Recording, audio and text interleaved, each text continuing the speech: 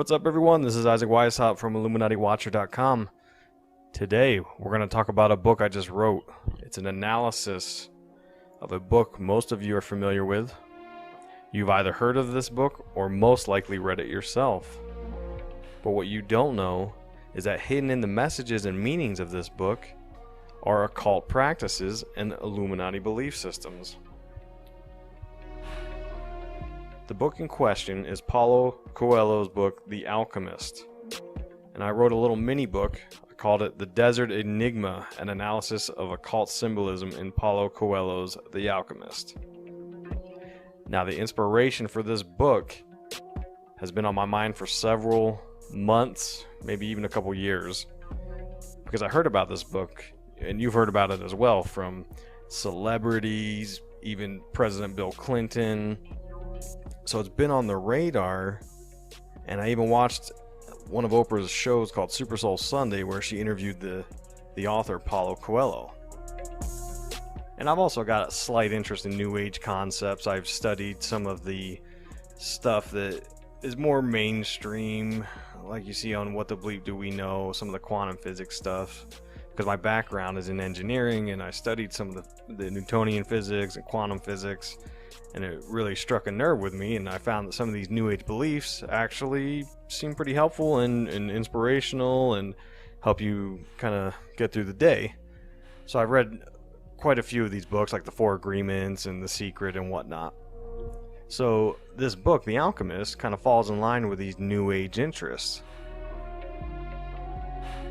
However, I didn't know some of the occult basis behind a lot of these messages until I finished reading the book and researching some of the concepts within it. And I'll go into that more later, because some of the words and the verbiage that they use in this book actually cued me to look some of this stuff up, because in my research for IlluminatiWatcher.com, I've stumbled across many of these terms before. What made this even worse was when I started digging into the author's past. And some of the messages I was finding in the books that I was tying to some of the occultists like Aleister Crowley turned up in Paulo Coelho's past. And there I knew it wasn't just a coincidence. So I wrote this book called The Desert Enigma to look into all of these things and explain them. And I want to explain them in a manner that most kind of mainstream non-conspiracy theorists can understand. I mean, when I'm tying together concepts from the book with Charles Manson and Hitler, theosophy, and evolution, which all ties into this concept I've been kind of building on IlluminatiWatcher.com, that these things are leading us down into the ancient alien concept and accepting extraterrestrials as our new Antichrist. It's kind of alarming. Overall message and theme about this boy, or man, I should say, maybe. It's a man named Santiago. He's pursuing what the author calls his personal legend. Now, another phrase for personal legend is true will. Santiago is pursuing his true will, his purpose for being on this planet. It's the same concept of the personal legend, where the universe helps you conspire to achieve what you're destined to achieve. Now, when I read this, I immediately thought of Aleister Crowley, because his main axiom is "do what thou wilt shall be the whole of the law." And what he's talking about isn't just, going into any kind of debauchery that you feel is fun or whatever. He's talking about a more deeper meaning. Crowley was talking about Thelema, which is the name of the religion he came up with. Thelema literally translates as the will. Crowley heard an unearthly voice from over his left shoulder. For 1 hour, at precisely the same time over the next 3 days, Crowley said that the voice dictated to him the book of the law, the work that would become the Bible of his new religion. The book of the law, it just really is ripping up everything. It's ripping up the Bible, it's ripping up the Quran, it's ripping up all the holy books and saying, we're starting fresh now. This is the word of the new eon. We're going to peck out the eyes of Christ on the cross. It's very, very blasphemous. It's all about liberation. It's all about having no restrictions at all. You follow your path, you follow your goal in life, and you do that above all else. When Crowley talked about do what thou wilt, he was saying you're supposed to find your purpose for being in this world and pursue it at any and all costs, because the universe will conspire to help you do that, which is literally identical to what we find in The Alchemist with Santiago pursuing his personal legend. Now, that's not the only thing that's in this book. This book is full of Illuminati symbolism. I mean, from the get-go, we learn that Santiago is trying to get to the Egyptian pyramids of Giza. And those of you that are familiar with all of these conspiracy theories know that that is just steeped in all kinds of occult symbolism, because, as I talk about in my first book, A Grand Unified Conspiracy Theory, the pyramids are central to many of the belief systems. And not to mention they're mysterious anyways, because no one really knows how they were built to this day. But in The Alchemist, they use a concept of magic realism, which basically means the book is set in a real life situation kind of a scenario, and magic is used and is accepted as reality.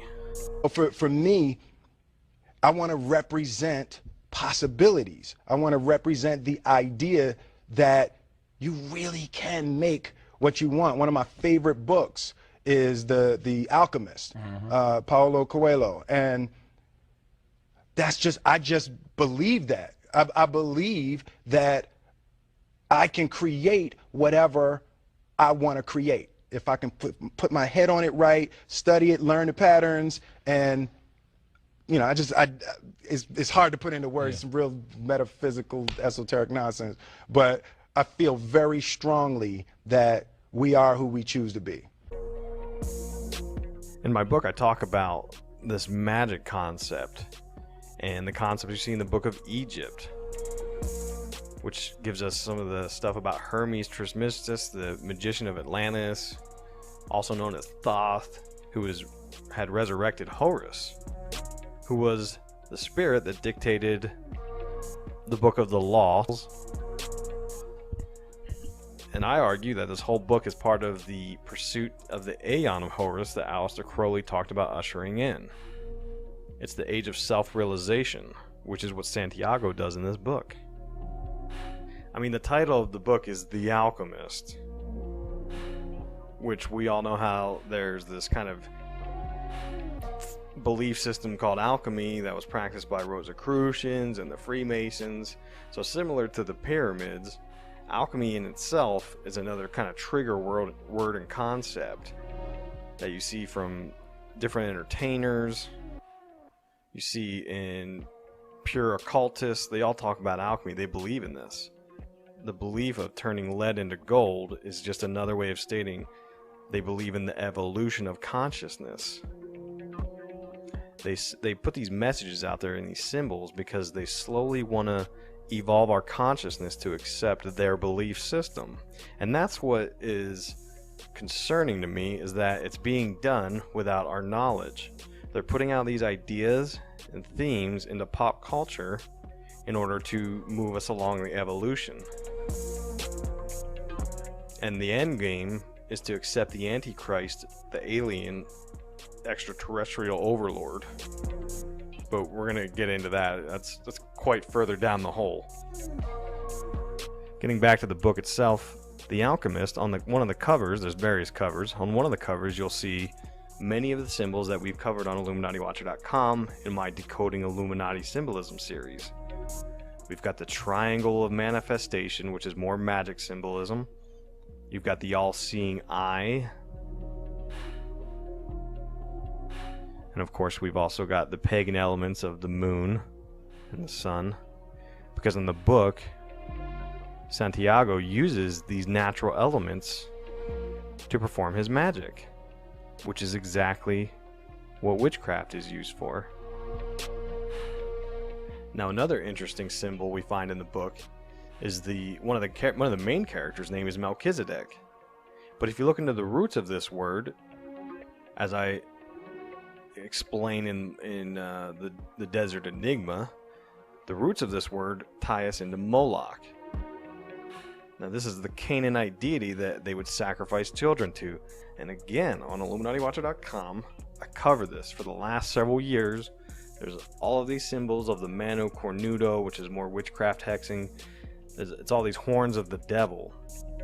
Now, they've made this a popular symbol from the 60s, 70s rock movement, but the fact remains that it's a symbol to represent this deity of Moloch, whom was used to sacrifice children to.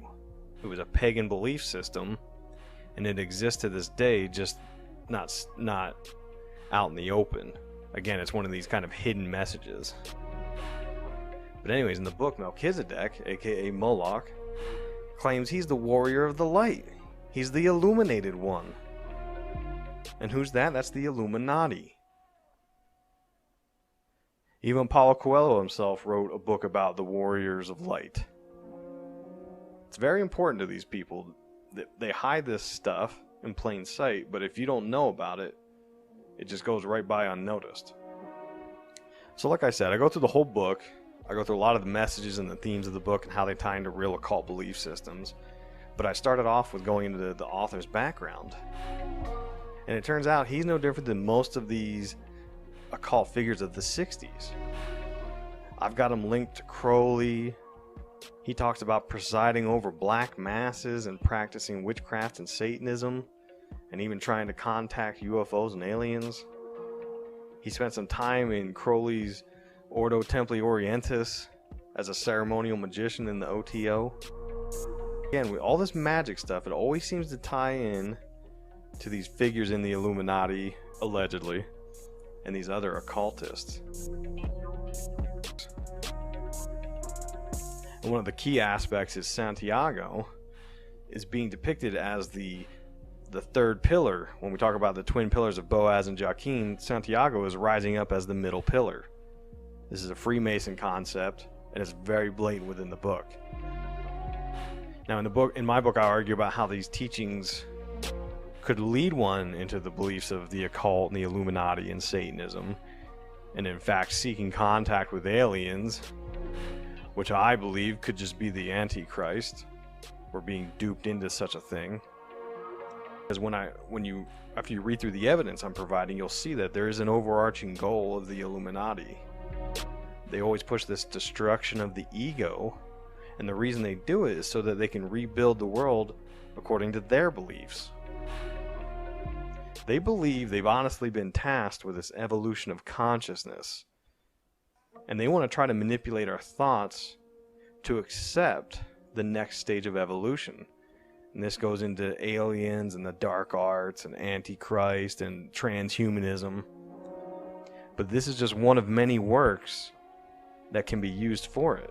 With over 65 million copies of this thing sold, I can't argue that it hasn't had its impact on pop culture. So what the underlying message is here, is this setting us up for the next thing? I believe it is. So check it out. Go to IlluminatiWatcher.com. Again, the book is called The Desert Enigma, an analysis of occult symbolism in Paulo Coelho's The Alchemist. Thanks for listening.